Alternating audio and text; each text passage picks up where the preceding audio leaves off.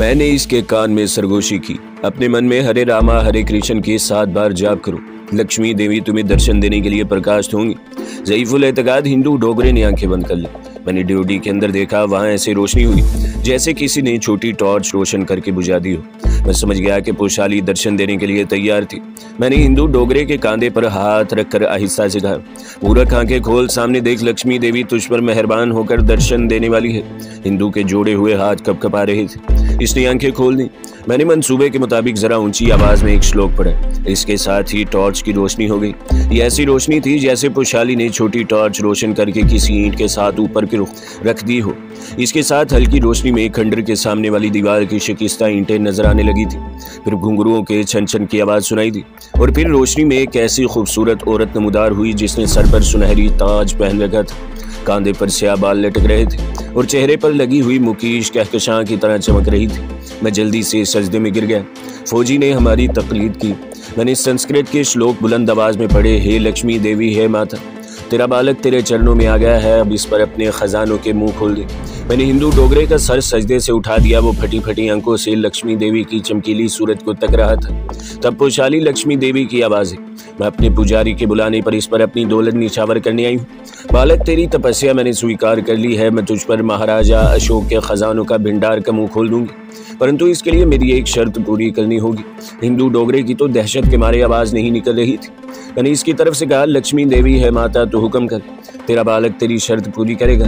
तब पोशाली ने अपनी बैठी हुई आवाज में आहिस्ता आहिस्ता बोलना शुरू कर दिया, बालक सुन, 7 दष्ट तेरे दुश्मन हैं। जहाँ तू रहता है वहाँ रात को पहरा देते हैं। मैं गगन मंडल से इनके लिए देवताओं का सोमरस लाई हूँ। कल रात ये सोमरस इनको पिला दे, तेरे 7 दुश्मन सो जाएंगे।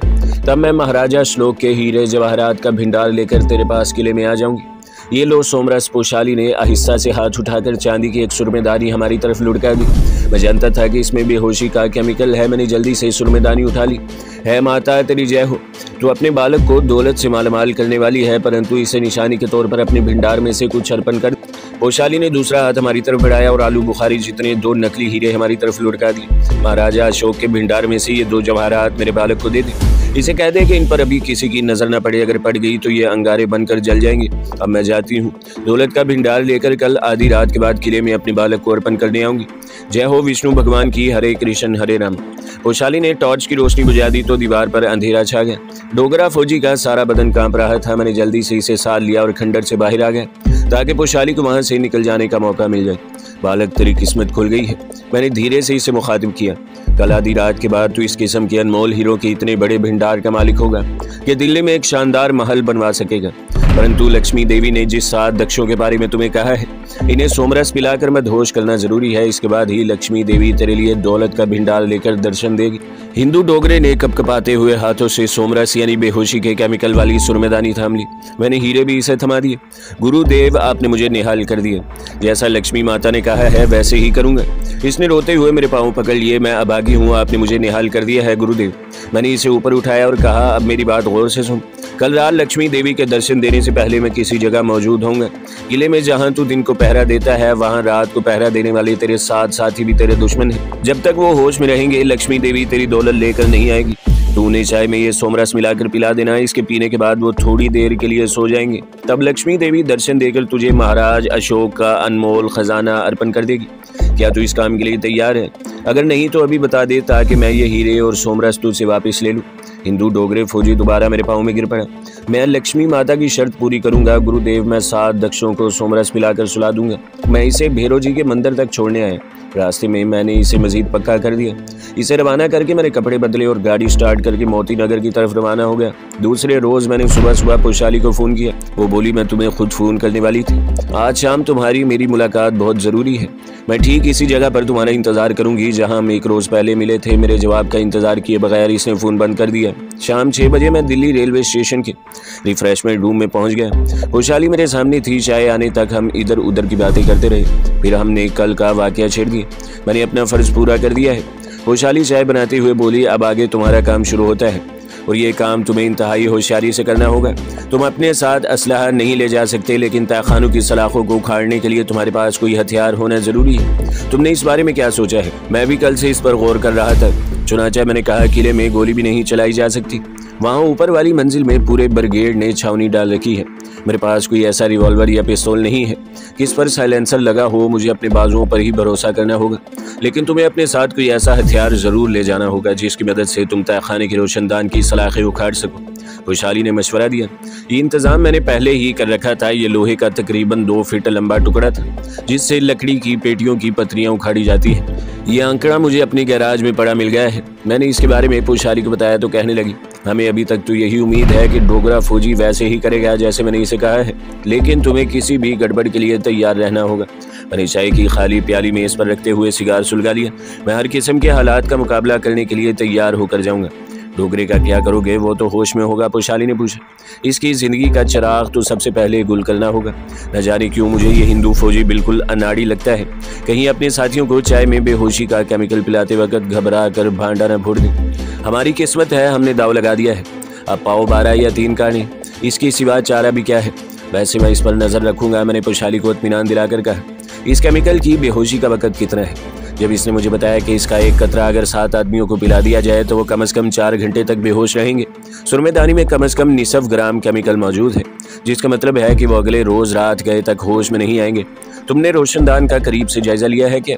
खुशहाली ने अगला सवाल किया। क्या तुम्हारे आहिनी आंकड़े से इसका चौगट्ठा उखड़ जाएगा? मैंने इसकी तरफ जरा झुकते हुए कहा, रोशनदान कदीम वक्तों का है, इसलिए इसे उखाड़ने में मुझे वक्त ज्यादा नहीं लगेगा। ये भी तो मुमकिन है कि जिस सेफ में चांकिया प्लान की माइक्रोफिल्म रखी हो, इसमें बिजली का करंट छोड़ दिया गया हो। खुशहाली ने नया नुक्ता उठाया। बिजली के करंट से महफूज रहने के लिए मेरे पास रबर के दस्ताने होंगे, जबकि आहिनी सेफ को खोलने के लिए लोहे का आंकड़ा मेरी मदद करेगा। मैंने इसे इत्मीनान दिलाया। तुम बाज अहमकाना बातों पर जरूरत से ज्यादा भरोसा कर रहे हो। खिलाफे तवक्का खुशहाली मुझ पर बरस पड़ी। आंकड़े का ख्याल दिल से निकाल दो। अव्वल तो तुम्हें सेफ के कंप्यूटर ताले को तोड़ने के लिए पिस्तौल साथ ले जाना चाहिए। अगर कहीं से पिस्तौल हासिल नहीं कर सकते तो फिर वहीं से किसी बेहोश फौजी की ब्रेन गन अपने साथ लेकर तहखाने में उतरना होगा। ब्रेन गन का एक ही ब्रस्ट आईनी सेफ के ताले को उड़ाकर रख देगा और तहखाना होने की वजह से ब्रस्ट की आवाज़ बहुत कम बाहर निकलेगी। खुशहाली ने अच्छा नुक्ता उठाया था। मैंने इसी तरीक़ेकार पर अमल करने का फैसला कर लिया। इसके बाद कुछ देर हमने अपने मिशन के बारे में मजीद बातें की और फिर एक दूसरे से जुदा हो गए। दूसरे रोज सुबह खुशहाली ने मुझे चाबी पहुंचा दी। इसका मुझे शिद्दत से इंतजार था, क्योंकि इसी की मदद से मुझे अपने ऑफिस के खुफिया रिकॉर्ड रूम का ताला खोलकर चांकिया प्लान फाइल देखनी थी। इस काम के लिए ऑफिस टाइम के बाद का वक्त मौजूद है। चुनाचा मैंने सुबह ही से कहना शुरू कर दिया कि मेरे पास फाइलों का अंबार जमा हो गया है। आज छुट्टी के बाद शाम तक ऑफिस में बैठकर इन सब को डिस्पोज करूंगा। लेकिन अपने यार बॉस तिवाड़ी से मैंने इसका जिक्र न किया। 4 बजे मिस्टर तिवाड़ी और विश्राम काम ख़त्म करके चले गए। मैंने अपने मातहतों को भी रुखसत कर दिया और ख़ुद मेज़ पर फाइलें रखकर बज़ाहिर बड़े इन्हमाक से काम में मसरूफ़ हो गया। जब मैंने महसूस किया कि ऑफिस के बरामदे में गहरी खामोशी छा गई है तो मैंने उठकर बाहर देखा। 5 बज रहे थे और सिर्फ चौकीदार ही दफ्तर में रह गया था। वो चाबियों का गुच्छा कमर से लटकाए कमरों को ताले लगाता इधर उधर मंडला रहा था। मैंने इसे 10 रुपए का नोट निकाल कर दिया और चांदनी चौक वाली एक खास दुकान से सिगार मंगवाने के लिए भेज दिया। इसके जाने के चंद मिनट बाद मैं खुफिया तहखाने का दरवाज़ा खोलकर अंदर दाखिल हो चुका था। कमरे में दीवारों के साथ अलमारियाँ लगी थी जो फाइलों से भरी हुई थी। ये तमाम की तमाम महकमा दफा, फ़िज़ाइया, बहरिया, बर्री अफवाज और भारत के खिलाई प्रोग्राम के मंसूबों की खुफिया फाइलें थी। मैं तमाम अलमारियों के तालों के डिजिटल कोड जानता था। मेरा रुख इस अलमारी की तरफ था जिसके अंदर चांकिया प्लान की फाइल रखी है। 7 बार मुख्तलिफ हिंसों के बटन दबाए तो अलमारी का ताला खुल गया। मैंने फाइल निकाली है। 7-8 कागजात पर मुश्तमिल एक पतली सी फाइल थी। मेरी नज़रें कमज़ोर से बल्ब की रोशनी में इस अमर की तस्दीक की तलाश में थी कि चांकिया प्लान की माइक्रो फिल्म और ब्लू प्रिंट लाल किले वाले अजायब घर के तहखाने में ही है। फाइल के एक नीले रंग के कागज़ पर कोड अल्फाज दर्ज में था कि माइक्रो फिल्म लाल किले में ही है। तहखाने का नाम यहाँ नहीं लिया गया था। मैंने जल्दी से फाइल बंद करके अलमारी में रखी और ताला बंद करके बाहर निकला।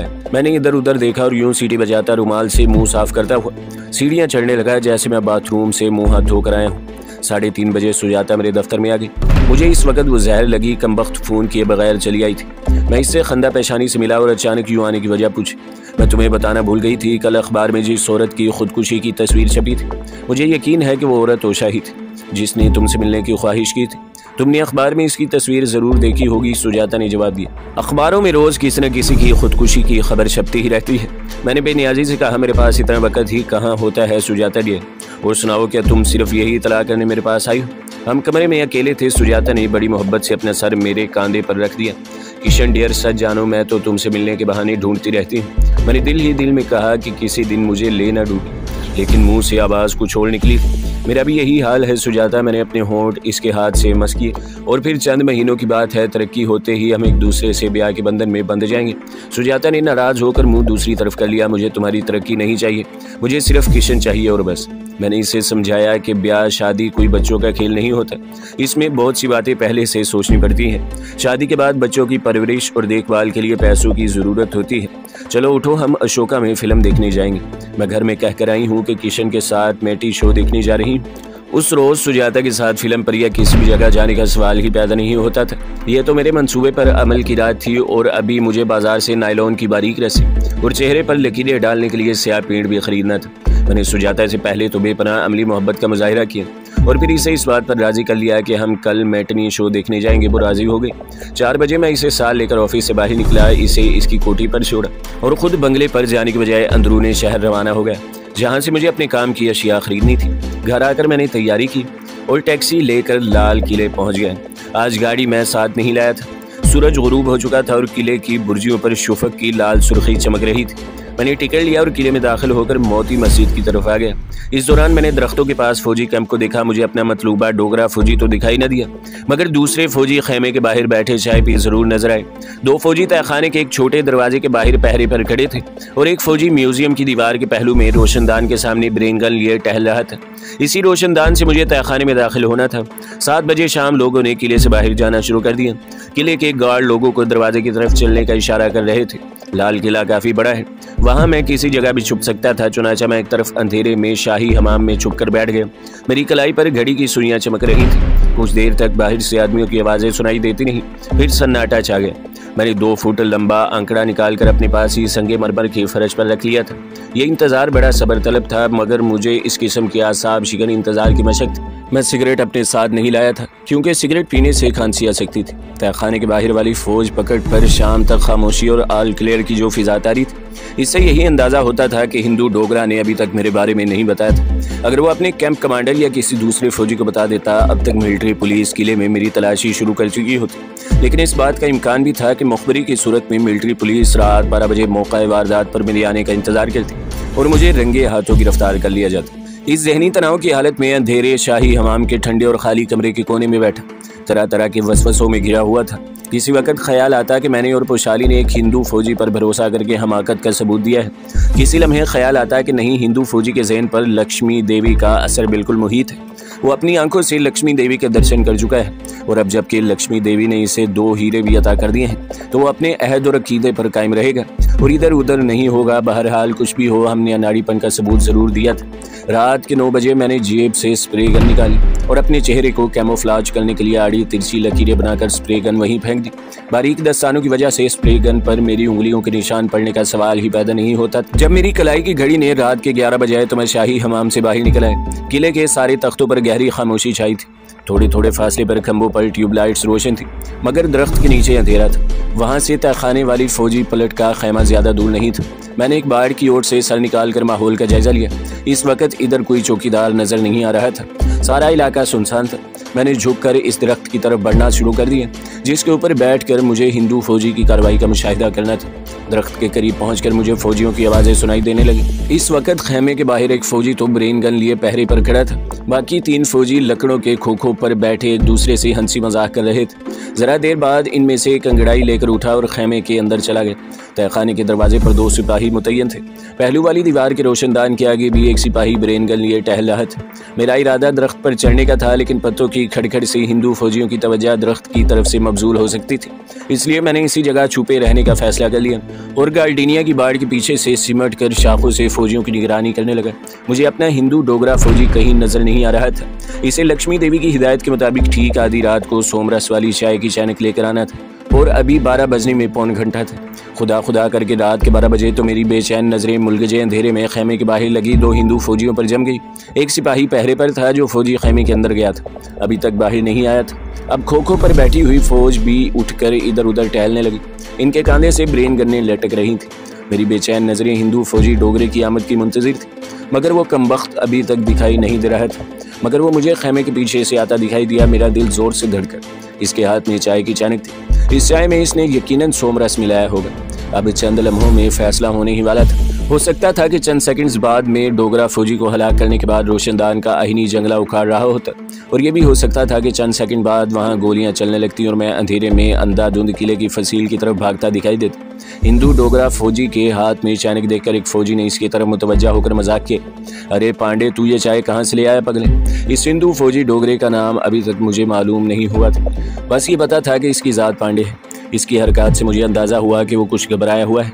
ये बात बड़ी ख़तरनाक थी। इसकी ज़रा सी लग्जिश मुझे मौत के मुंह में धकेल सकती थी। सूबेदार जी, मुझे नींद नहीं आ रही, अपने लिए चाय बनाने लगा। सोचा आप लोगों के लिए भी बना दूँ, आपको तो सारी रात ड्यूटी देनी है। पांडे ने अचानक खोखे पर रखते हुए जवाब दिया। खोखे पर पड़े हुए टीन के डब्बों में हिंदू डोगरे ने चाय डालनी शुरू कर दी। वो कोई तजर्बाकार जासूस नहीं बल्कि अनाड़ी फौजी था और महज अकीदे के बंधन में बंधा दौलत के लालच में ऐसा कर रहा था। इसका हाथ किसी वक्त भी गलत पड़ सकता था। मेरा दिल पहले से ज्यादा तेज रफ्तारी से धड़कने लगा। हिंदू फौजी ने मग्गों में चाय डालकर तय खाने के पास पहरा देने वाले को भी चाय पीने की दावत दी। इनमें से एक फौजी ने वहीं से आवाज लगा दी, पांडे आज क्या बात है, चाय इधर ले आ। हिंदू डोगरा फौजी चाय के 3 मग लेकर तहखाने के दरवाजे की तरफ बढ़ा, क्योंकि वहाँ 3 फौजी पहरा दे रहे थे। इस कमबख्त से ये गलती हो गई कि पहले खैमे वाले फौजियों को चाय पीने और बेहोश होकर गिरने का मौका न दिया। मेरे आसाब इस वक्त शदीद तनाव की हालत में थे। मुझे मालूम था कि अगर हिंदू फौजी ने वाकई चाय में बेजायका मगर सलीउल असर महलूल मिला दिया है तो फिर एक घूंट पीने से ही फौजी बेहोश हो जाएगा, और अगर ऐसा न हुआ तो इस कमबख्त डोगरे ने यह अमल किसी खास मंसूबे के तहत नहीं किया था। वो ऐसा कर भी नहीं सकता था। इसका मुझे पहले से सद्देबाब कर लेना चाहिए था, मगर अब वक्त गुजर चुका था। हिंदू डोगरा चाय के 3 मग लेकर तहखाने के दरवाजे पर मौजूद सिपाहियों की तरफ गया तो इतनी देर में पीछे एक फौजी ने मग में चाय का घूंट भरा। चाय के हलक में जाते ही इसके हाथ से मग गिर पड़ा और वो बेहोश होकर खोखे के ऊपर लुढ़क गया। इसे गिरते ही दूसरा फौजी वहीं से चिल्लाया, चाय मत पीना जवानों, इसमें कोई जहरीली शय है। खुशकिस्मती से इस फौजी ने अभी चाय नहीं पी थी। पांसा पलट चुका था। दूसरी तरफ अपना फौजी डोगरा घबरा गया। इसने चाय के 3 मग जमीन पर फेंक दी। सूबेदार जी, मैंने इसमें जहर नहीं डाला, सोमरस डाला है, लक्ष्मी देवी का सोमरस डाला है। खेल खत्म हो गया। अब खतरा मेरे ऊपर मंडलाने लगे। मैं वहां से भागने के लिए गार्डेनिया की बाड़ की अकब में लेट गया और कोहनियों के बल जितनी तेजी से रेंग सकता था रेंगता हुआ किले की फसील वाले तख्त की तरफ बढ़ा। अकब से मुझे फौजियों की पूछगछ करने की आवाजें आ रही थी। कहाँ से लाया था ये सोमरस? कहाँ मिली थी लक्ष्मी देवी? इसे क्वार्टर गार्ड में ब्रिगेडियर कमांडर के पास ले चलो। मुझे गोया मौत का सामना था। अगर हिंदू डोगरा फौजी ने ये बता दिया कि एक जोगी ने इसे ये सब कुछ वर्गलाया था और वो आधी रात को इस जगह पहुंचने वाला है तो फौजी यकीनन मेरी तलाश में भाग खड़े होंगे। मैंने अपनी रफ्तार तेज कर दी। आगे झाड़ झंकार से भरा हुआ गड़ा है। मैं इसमें गिर गया। बड़ी मुश्किल से अपने आप को पत्तों भरी शाखों से अलग किया और गड़े में से निकलकर दोबारा किले की अकबी फसील की तरफ रेंगना शुरू कर दिया। मेरे घुटनों और कोहनियों पर खराशों के निशान पड़ गए थे। आहिनी आंकड़ा मेरी कमर से बंधा मेरे साथ साथ लुढ़कता हुआ चला रहा था। खुदा खुदा करके मैं किले की फसील पर पहुंच गया। इस जगह खुशकिस्मती से अंधेरा था। मैंने इसी अंधेरे की वजह से फरार की शक्ल में इस मुकाम का इंतखाब किया था। जल्दी जल्दी कमर के गिर्द बंधी हुई नायलॉन की रस्सी खोली। इसका सिरा आंकड़े के साथ मजबूती से बांधा और आंकड़े को फसील के रुखने में फंसा कर रस्सी दूसरी तरफ फेंक। घर तक का सफर बखैर खूबी गुजरा। न किसी ने मुझे जाते देखा और ना ही खराशों से भरपूर चेहरा लिए मेरी वापसी का गवाह था। दरवाजे के बजाय खिड़की के रास्ते बेडरूम में पहुंचकर मैंने पहला काम ये किया कि कपड़े उतारकर धोती कुर्ता पहना। मेरा चेहरा स्प्रे कलर के फैल जाने की वजह से सांवला हो रहा था। साबुन से मुंह धोकर इसे साफ किया। बालों में कंघी की। अपने कपड़ों की अलमारी में तय करके लगा दिया। जूतों पर से मिट्टी और गर्द साफ की और पलंग पर लेट कर सोचने लगा कि ये मुहिम तो बखैर खूबी नाकाम हो गई। अब मुझे क्या करना होगा? चांकिया प्लान की माइक्रो फिल्म में हासिल न कर सका मगर अपने आप को वहां से बचाकर निकाल लाने में जरूर कामयाब हो गया हूँ। टेलीफोन मेरे करीब ही तबाही पर पड़ा था। खुशहाली को फ़ोन करना ज़रूरी था। मैंने इसका नंबर मिलाया। पहली घंटी पर ही फ़ोन उठा लिया। आवाज़ पहचानते ही वो बेकरारी से बोली, क्या हुआ? कुछ नहीं। दूसरी तरफ एक लम्हे के लिए खामोशी के बाद खुशहाली की आवाज़ आई, कल सेकंड शो पर इसी सिनेमा हाउस की गैलरी में बात होगी। फ़ोन बंद होने के बाद मैं देर तक परेशान ख्यालों में उलझा पहलू बदलता और सिगरेट फूंकता रहा। फिर मुझे नींद आ गई। सुबह खिलाफे मामूल जल्दी आँख खुल गई। मैंने ड्राइंग रूम आकर अकबी दरवाज़ा खोला और बरामदे से अखबार उठाकर चौकीदार को आवाज़ दी। वो दूसरी तरफ कहीं था। दूसरी आवाज़ पर भागता हुआ मेरी तरफ आया। साहब, आप कब आए? मैं तो सारी रात परेशान रहा। इसने करीब पहुंचते ही कहा, बस पार्टी में देर हो गई मगर मैं 1 बजे तक वापस आ गया था। नौकरानी अभी तक क्यों नहीं आई? मैंने फ़ौरन बात पलटी। साहब, वो तो आकर इधर मेरे पास बैठी हुई है। दरवाजे पर ताला लगा था। मैं इसे भेजता हूँ। वो पलट गया। मुझे मालूम था कि नेपाली चौकीदार मेरी जवान नौकरानी से इश्क लड़ाता है। अच्छा हुआ इसे काफ़ी वक्त मिल गया था। नाश्ते से फारिग होकर मैं ठीक वक्त पर अपने ऑफिस पहुंच गया। मैं जब इंटेलिजेंस चीफ मिस्टर तिवारी के कमरे में इसे नमस्कार करने गया तो वो फ़ोन कर रहा था। हाथ के इशारे से मुझे बैठने को कहा और फ़ोन पर अंग्रेजी में किसी को धीरज रखने की तलकीन करते हुए फ़ोन बंद कर दिया। फिर मेरी तरफ देखकर इसने गहरा सांस लिया। ऐनक उतारी। रुमाल से इसके शीशे साफ किए और दोबारा आंखों पर चढ़ा दी। अच्छा हुआ तुम आ गए, मैं तुम्हें फ़ोन करने वाला था। सर मैं तो हमेशा इन टाइम आता हूँ, मैंने मुस्कुराकर जवाब दिया। तुम्हें मेरे साथ फोर्ट तक चलना होगा। मिस्टर तिवारी के अगले जुमले ने मेरे जिस्म में सनसनाहट दौड़ा दी। कहीं इन लोगों को किले में मेरा कोई सुराग तो नहीं मिल गया, मगर ऐसा नहीं हो सकता था। वहाँ सारे वक्त में दस्ताने पहने हुए था, मेरा कोई सुराग तो नहीं मिल सकता था। मेरी उंगलियों के निशान किसी जगह पर नहीं थे। मैं समझ गया कि चूंकि रात के वाक़या फौजी नौयत का था और वह हिंदू डोगरे पांडे ने मामूली सी सख्ती पर सब कुछ उगल दिया होगा। चुनाचा मिलिट्री इंटेलिजेंस ने हमारे चीफ को सारे हालात से मुत्तला कर दिया होगा। इसकी वजह यह थी कि मिस्टर तिवारी इस किस्म के और इसकी तहकीकात में बहुत तजर्बा रखता था, और वारदात चूंकि शाही किले में हुई थी और एक फ़ौजी इसमें मुलव्वस था, इसलिए प्राइम मिनिस्टर की इंटेलिजेंस ब्यूरो को खबर करनी ज़रूरी थी। ओके सर, मैंने भी कुर्सी छोड़ दी। गाड़ी मिस्टर तिवारी खुद ड्राइव कर रहा था, मैं इसके पहलू में था। गाड़ी जब पार्किंग स्ट्रीट से निकलकर लाल किले की जाने वाली सड़क पर आई तो मैंने तजस्सुस का इजहार करते हुए पूछ ही लिया कि क्या बात है, आज कोई ख़ास तकरीब है? किसी ने फोर्ट के एक फ़ौजी को बेवकूफ़ बनाकर म्यूज़ियम से नवादरात चुराने की कोशिश की है। मिस्टर तिवारी ने जवाब हस्वे तवक्का दिया। मैंने मामूली हैरत से पूछा, ये कब की बात है सर? कल रात का वाक़या है, ये मुझे किसी गैर मुल्की एजेंट का काम लगता है।